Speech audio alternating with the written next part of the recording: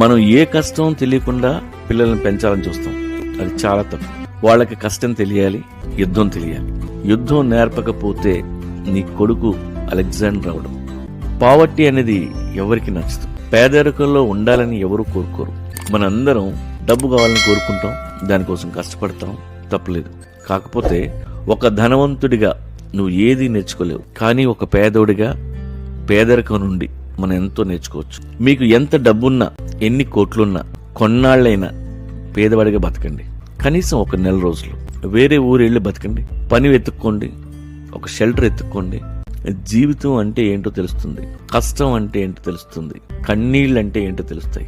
మీ జీవితం కోసం స్థిరమైన గోల్స్ రెడీ అవుతాయి. మీ కష్టంతో పాటు పక్కాడి కష్టం కూడా మీకు అర్థం అవుతుంది. You become strong and independent. మీకు స్ట్రెస్ని ఎలా హ్యాండిల్ చేయాలో తెలుస్తుంది. ఓపిక, సహనం అలవాటు అవుతాయి.